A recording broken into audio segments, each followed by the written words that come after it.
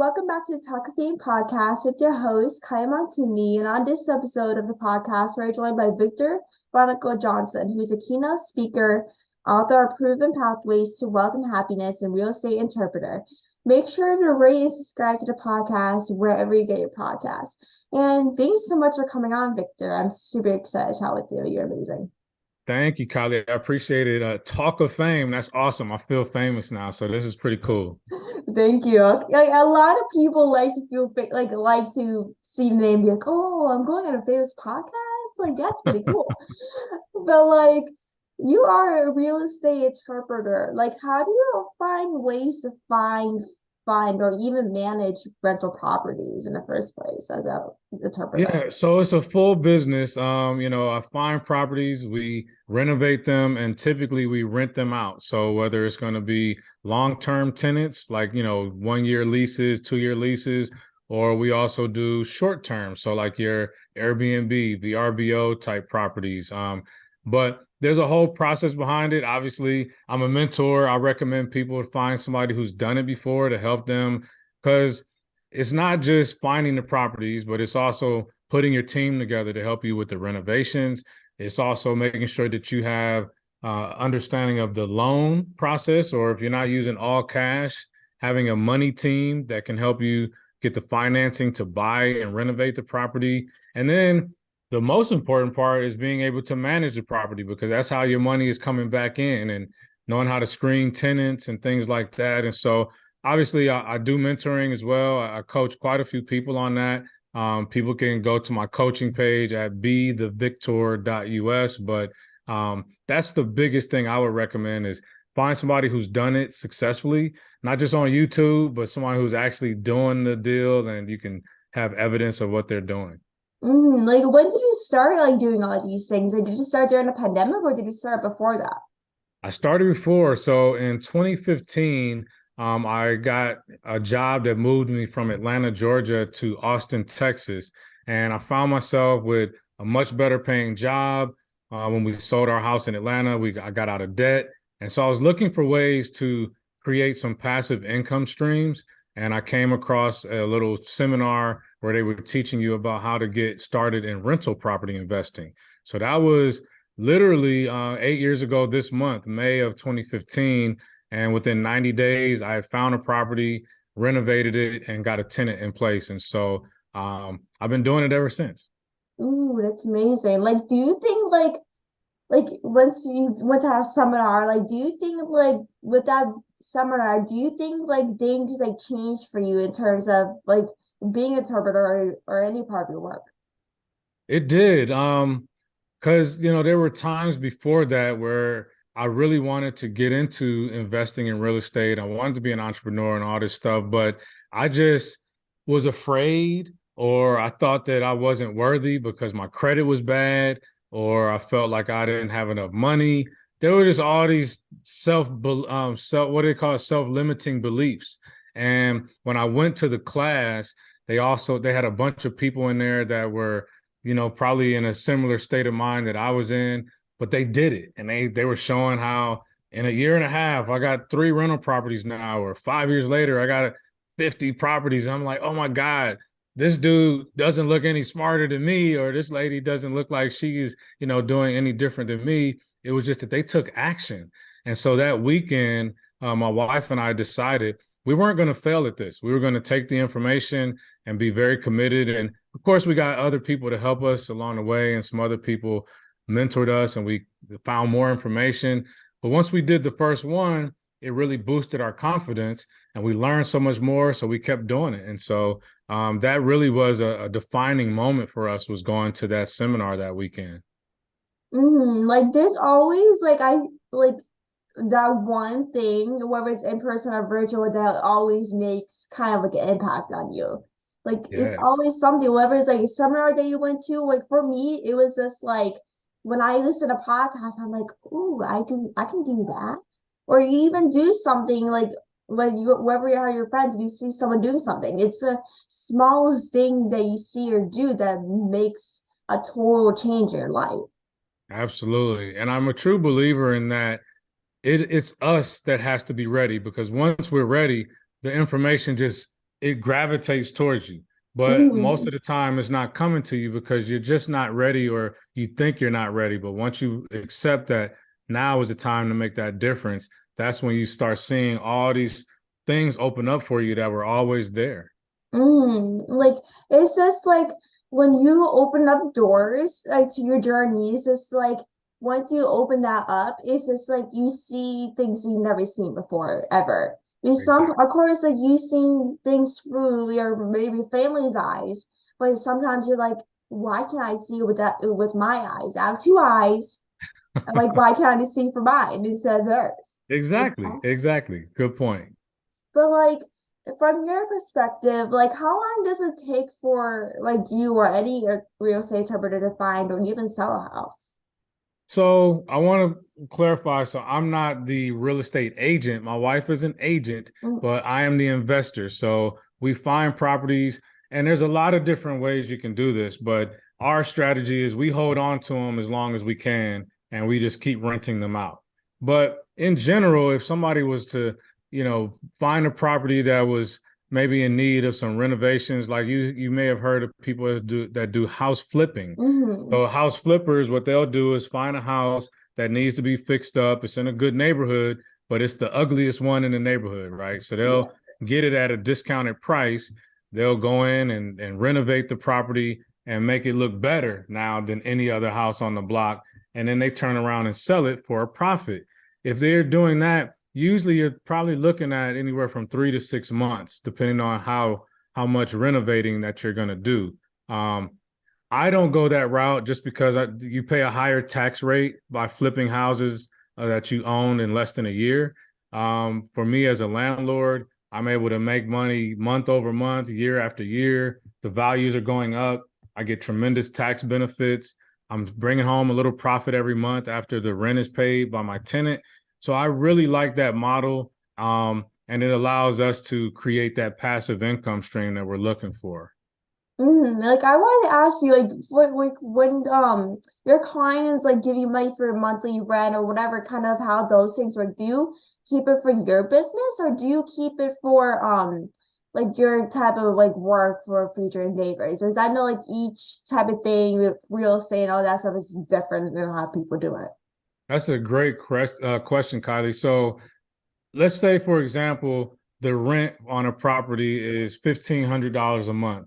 Well, my total expenses with the principal, the interest, the taxes, insurance, my property management, maintenance, that let's say my total investment every month or expense every month is $1,200.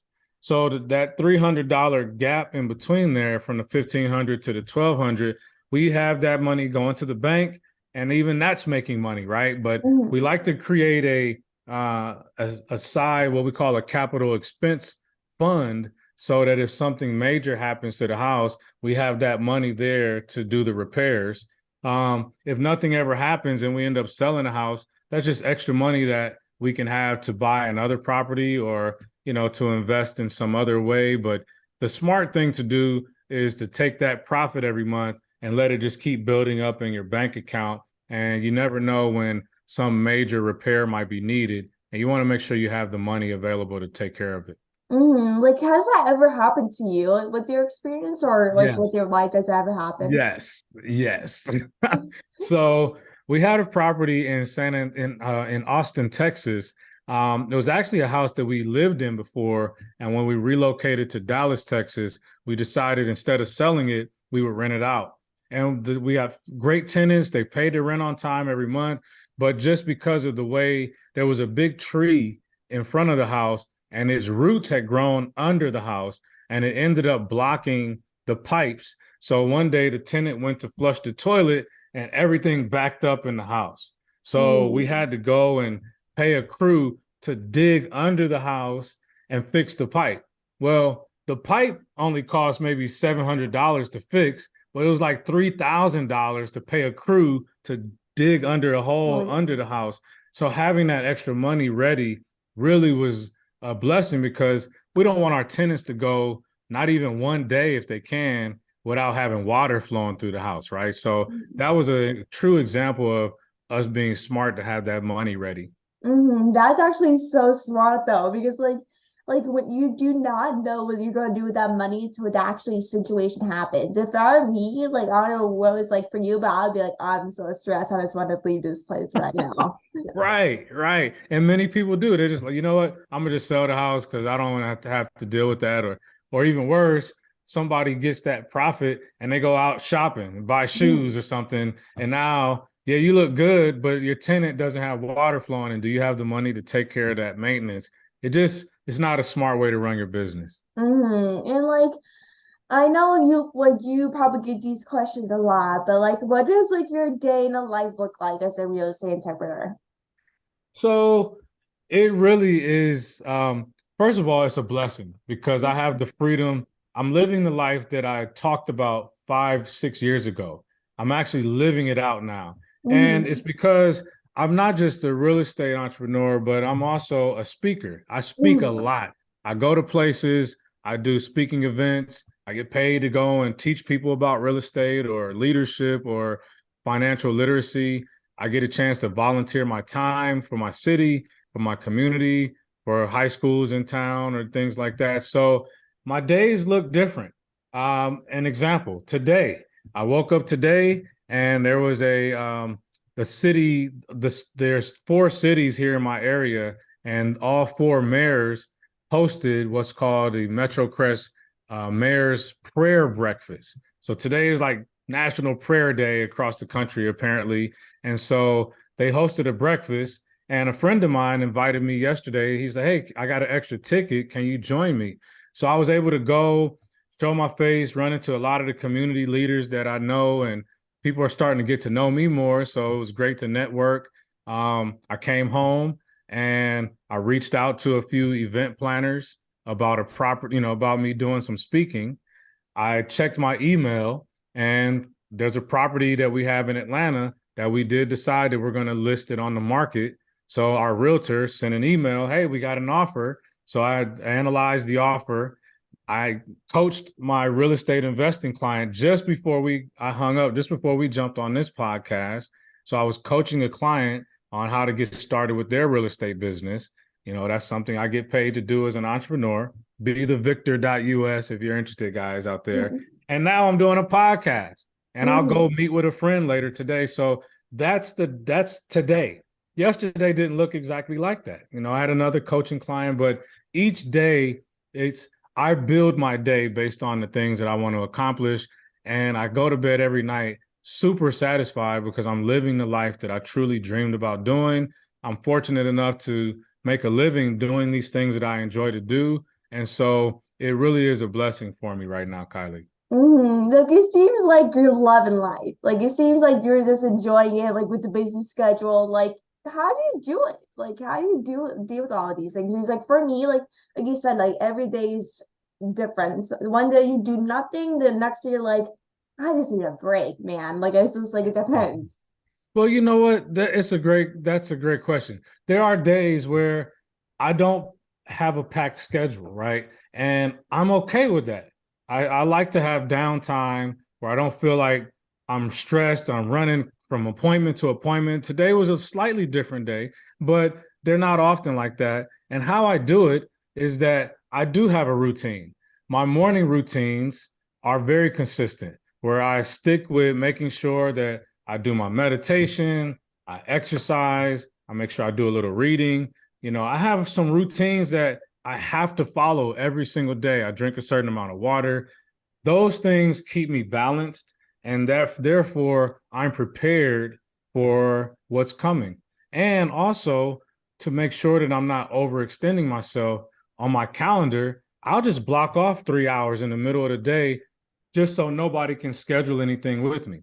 That's my time. That's time for me. And I can do what I want to do with it. If I want to catch up on sports and just eat and watch Sports Center, I'll do that. If I want to go for a walk, if I want to give my time to go spend time with somebody, I can. So it helps to have a routine, but also to make sure that I'm available to do my services.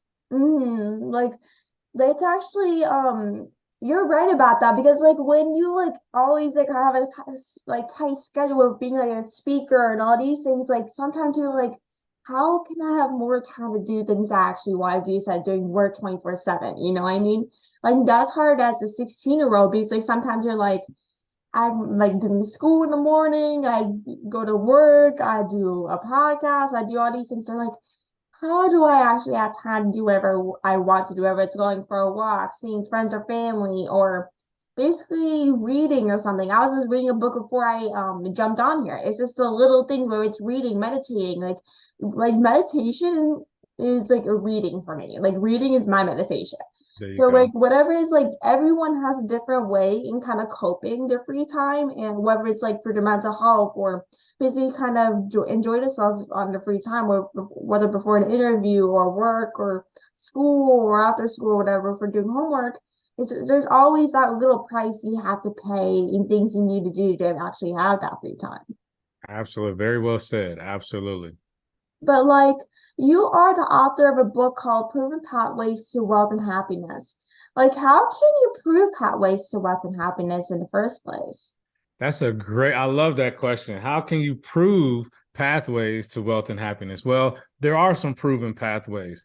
There are some things that, I spent many years reading and studying and analyzing people who have successful lives. And first of all, happiness doesn't necessarily tie back to wealth. Whatever Mm-hmm. happiness is for you is happiness. But by studying people who have what they call happiness for themselves, so there are some proven things, like we talked about, creating some routines for yourselves that allow you to, follow a pattern and work towards what you're working towards, setting goals, being very determined about what your goals look like and visualizing those goals, seeing what they look like, smelling it, envisioning what that day will look like when you actually achieve that goal, speaking them into existence. If you were to follow me, you would see that I have mantras for my life, and I repeat my mantras out loud and also in my mind at least 10 times a day. And my mantras are talking about the life I'm living now, as well as the life that I want to create. And I have a tagline called Create Your Future Self.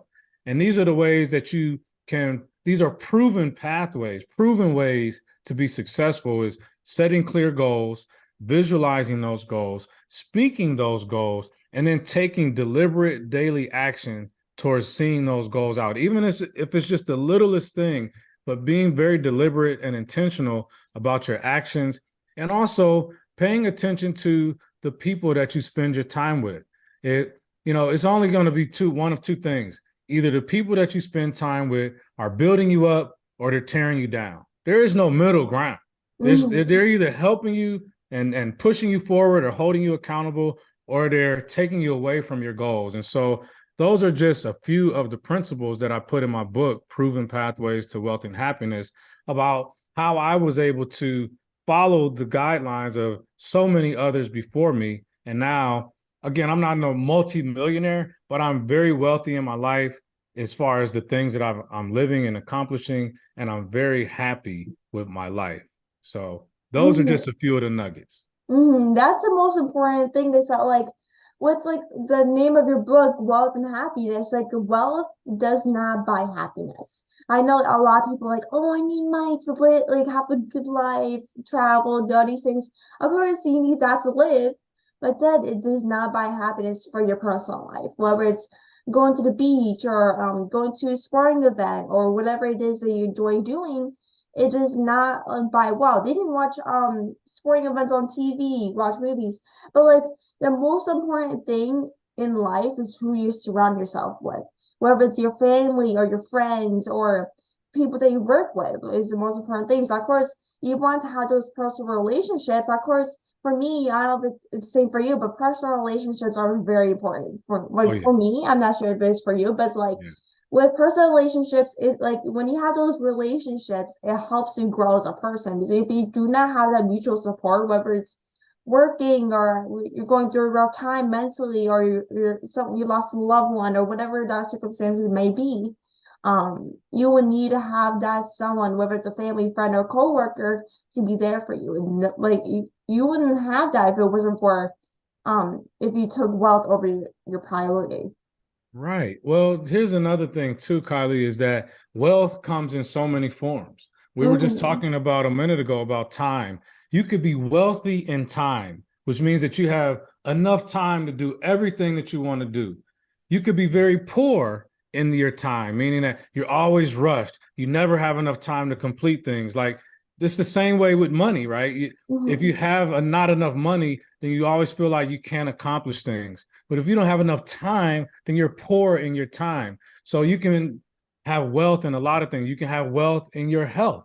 What if you have 10 gazillion dollars, but you are not healthy? You got to stay in the bed every day, or you got to take medications to be able to even wake up every day or whatever. So you can have wealth in all these different areas of your life. So when I talk about proven pathways to wealth and happiness, I'm talking about wealth of whatever it is for you and ultimately being happy in the life that you want for yourself. Mm-hmm. Yes to that. Yes to that. But like, what are some things you cover in proven pathways to wealth and happiness to kind of like live your life and basically be happy? Like, or Right. some examples. So examples would be so the book is really about goal setting and having the mindset to go after it, to really master your self-discipline. And so that goes back to some of the principles I talked about. So, you know, about about 7 years ago, I was just recovering from having very bad credit. My debt was bad. I was making good money, but I was living paycheck to paycheck because I had bad spending habits. I wasn't disciplined with my money. And so I decided that that had to change. And so I got very focused on creating a vision board about, okay, well, what will my credit look like in a year from now? What are the habits or the daily things that a person with good credit does? How do they live? And one of the things that came in my mind was a person with good credit and that's able to manage their money, they don't eat out every single day. I mean, not every single day, right? I was eating out every single day. And not only that, my wife was, my kids were. So it was a habit change that had to happen in order for us to be able to save the money, some of the money, and apply some of that money towards my bad debts so that my credit score would go up. So it's all these little things that I had to do, like making peanut butter and jelly sandwiches and taking those to lunch instead of feeling tempted to go get something to eat at Applebee's or some Mm-hmm. restaurant near my job, right? Um, I was very disciplined about my health. Instead of paying for this major membership somewhere and I really wasn't going all the time, I changed my mind and got a lower price membership at the local community gym.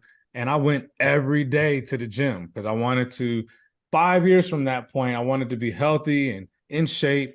So the book really talks about changing your mindset, setting goals for your life, create the future that you want for yourself by changing your daily habits because our success and our failures lies within the things we do every single day.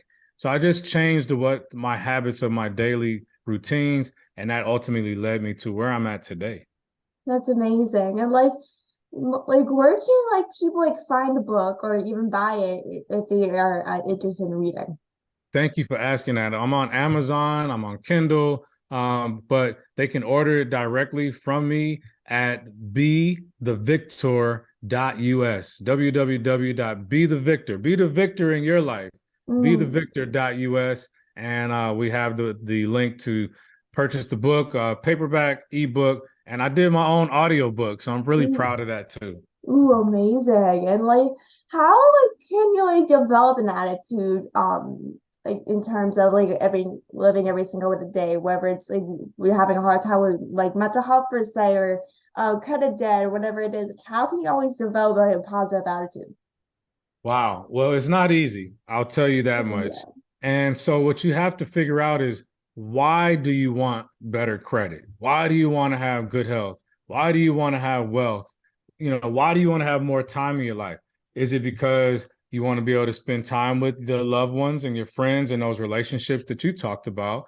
Is it because you want to be able to help others? Is it because you just want to feel better about the person that you see in the mirror every day? So once you determine why you want those things, the how becomes a lot easier, but it's important that you remember why you're focused on those things. And there's an exercise that I do a lot of times when I'm speaking at events. It's kind of like a purpose-driven activity. So I'll give all of my attendees 60 seconds to write down all of the things that are important to them, their health, their spouse or their significant other, the money that they have, maybe the time they spend with their friends, the hobbies that they have. What are all the things that are really, really important to you?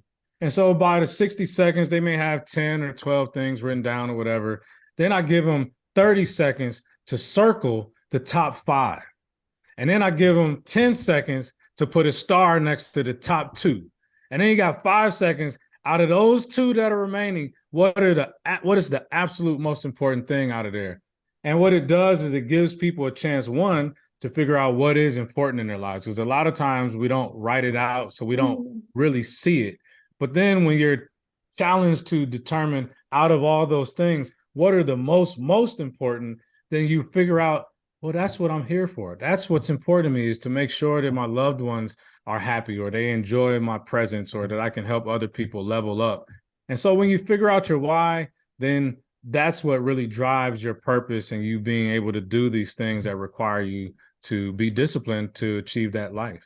That's actually so smart because like a lot of people like don't really kind of think of writing what's important to them down. Like oftentimes they think like, oh, like my family is important to me, or my friends are important to me, or whatever that's important to you. Like a lot of times they think about that in their head, but oftentimes, like they never write it down and actually think like, what is the most important to me, or what are some examples that are most important to me? Like, or how can I level up my purpose in life, or how can I make my family happy, or even myself happy, or how to make my health a priority? Because oftentimes, like when people are eating all these junk food, for me, example, I always eat junk food, but like when you eat junk food, like you're like some people like to do it as an escape. Like whether it's like having a bad day, you just want to eat junk food instead of healthy food. Like that's not a great way to live. Like even though you might be living the best life you could imagine, you're living your dream life that you always wanted, these things. Of course, that is a good goal. That's a good life. Yeah, But then, of course, if you want to live a long and successful life, you need to focus on your health and well-being. absolutely. That is very important. Like, how do if someone wants to have a good business or wants to be like an important part of like a business or in someone's life, how can they? Wow, that's a great one. Um, so I guess it kind of comes back to the purpose part, right? So, why do you want to be a good business person, or who are you serving? What problem are you solving in your business? Um, and a lot of times we get into business because we want to make all this money and, do all of those things, but the bottom line about business is being able to be a problem solver. So Mm-hmm. ultimately, in my business, I help people who want to get into real estate investing. I help people who want to start businesses. And the only reason that I'm doing that is because I helped myself do those things. I realized that this is a life that I enjoy. I enjoy having control of my schedule. I enjoy being able to help people go from this place to that place and get results, right? And so you really got to figure out who you're serving, why you're serving them. And here's a big thing, Kylie, that a lot of people, unfortunately, we can go through a big majority of our life and don't realize this, but you kind of need to understand who you are. Like, Mm-hmm. who are you really? Like, I was 16 when somebody pushed me into this group and forced me to start talking in front of people. I never thought that that's what I was supposed to be doing or I enjoyed it, but I realized that I enjoyed the energy that came back and forth when I was speaking to people on stages or in front of people. I'm doing that for a living now. Like I didn't realize then that that was a gift of mine, but it is. So many times we have a gift, and that gift will help us to solve problems for others. And when we're operating in that gift, then you don't even have to worry about the money, because so many people are going to gravitate to you because you're gifted in that and you're solving their problem. So the money is just going to naturally come to you. Like what like with you being said, like with being 16 years old, like after that one part in school or wherever it took place, like when you went up in front of everyone, it just makes you realize like, oh, I can actually do this in front of people. Like if you like for example, like if you see me 5 years ago, like 5, 10 years ago, I was very shy. I had Okay. anxiety. I still have anxiety to this day. Don't get me wrong, I still have anxiety, but like who doesn't have anxiety? Obviously, like Right. everyone deals with anxiety in different ways. But Mhm. like 5 years ago, I was just a small town girl, very shy, wouldn't talk to anyone besides like my close friends or family. And now I'm like, now I You're think a back to the whole podcaster now. podcast and just won't stop talking. Like you just see how like things changed from where you were 5, 10 years ago. Right.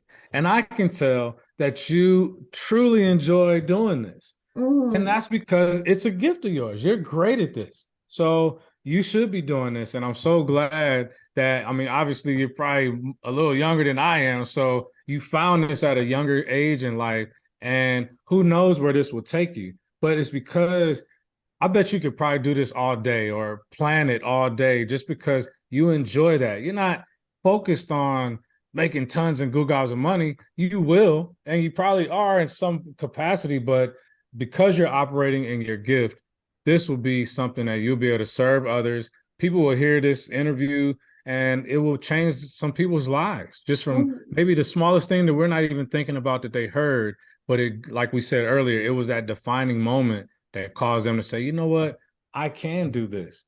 If she was a small town girl that didn't even like to talk to people, now she's hosting her own podcast, then I could do that too.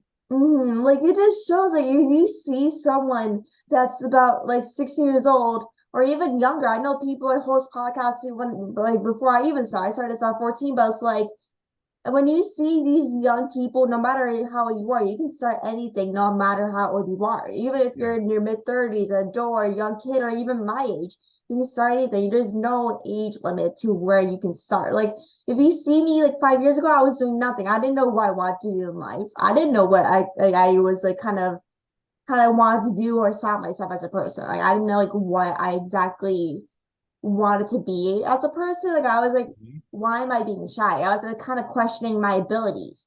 But then Right. I was like, kind of like, why? Who am I? Like who do I want to become? Like why do I always want to be so shy in front of people? Why can't I just talk? Like why can't I just talk to people? Because obviously, if you are shy, you basically like don't really talk and have that connection. But of Yes. course, everyone has their own personalities, and shy is the only thing you might be self-conscious about. And that Right. was it for me because shy was a basically like a self-conscious thing for me when I was young. And I Hmm. might be still shy to say sometimes around people, I may be like a little shy. Like even though I might not seem like it to this day, at 16 years old with a podcast, like, people are like, "You're shy." I can't tell that. But it's like That's all with right. some, like I might seem shy when I'm not doing interviews. Like That's even right. though I might do interviews all day, every single day, depending on my schedule and the person's schedule, I'm still me. Like this, like success, no matter how success my work has become or your work has become, you're Yeah. still us. We're still living a life. We're still a person, no matter Right. how many people know us or how many people kind of come up to us and all these things. Like we're still a human being. We're still a person. We're still living life. We still have our own mental health problems. We still have our own doubts. Yes. Absolutely. And like, do you think like our health kind of plays like a valid role in our life, in our like work life or our daily life? Do I think what? I'm sorry, I missed part of it. Do you think our health plays a big role in our life in our Oh, daily life? 1000%. Absolutely. Because again, like I said before, if you can have all these great things, but if you're not healthy, then you don't have any value to be able to do those things, right? And so Mhm. health is a very important part of this whole thing that, this is a machine that we're running, right? And so you have Mhm. to take care of it. When I was younger, I'm so fortunate that somebody somewhere instilled in me that it was important to take care of my health, to eat right, to drink plenty of water. And even to this day, I'm an older guy now, but it's still part of my daily routine to exercise, to work out, and it just makes me feel better. It gives me confidence. I have more energy. I can help other people more. It's just you have to put your health, I would say, behind whatever your spiritual belief is. Your health has to be right there, either next to it or right behind it, because it's the only thing that's going to keep you going. Like with like your mental well-being, like growing up in my life, like I have an older sister, and she like got really like sick years ago. Like she had her own diarrhea problem and didn't know what was wrong, and she basically was eating all these junk foods for example, and got really sick. And Mm-hmm. so like when she figured out like what was her problem, it was her thyroid. Like she had like thyroid things and stuff like that. And like as like she kind of grew like as a like kind of got over that and knew what she wanted to eat and wanted to do. And she literally started her own business and stuff because of that. And like now since then, years ago after that whole diagnosis and everything, she now puts that on me basically every single day. Like she'd be Wow. like, Kylie, like you need to eat good. You need to eat. You need to gain weight. You need to do all these things now because like because like sometimes I need that actually energy that would look me up every single day when I want to eat junk food or even Right. bad food. Like if I didn't have my sister like with me before or even go see her, I probably would be eating more junk food than I'm eating right now. Like it's Exactly. like if you just need like that one person to actually lift you up, whether it's your spouse, your sibling, your parent, or a cousin, or aunt, uncle, whatever that might be. There's always that one person that might lift you up in uncertain times, whether it's like a eating disorder or in Mm-hmm. depression. Like I've dealt with all those things, and like Me too. with my sister, like it's just like with her motivation, like it's just like sometimes I'm like, do I have to? Like, do I have to eat all these things? Like, do I have to do that? Because like, because I know if I listen to her, my life would get much better than it was a couple of days ago. Yeah. Yeah. That's awesome. It is important. Mental health and physical health, spiritual health are very important. And I want to thank you so much for coming on the podcast, Victor. You're amazing, so inspirational. I loved our conversation, and thanks so much for basically jumping on and make sure everyone go connect with him and buy his book and everything. And yeah, so thanks so much for listening, and thank you, Victor, for coming on again. I love chatting. Thank you, Kylie. I appreciate you. Of course, you too. Have a great rest of your day. You too. Bye.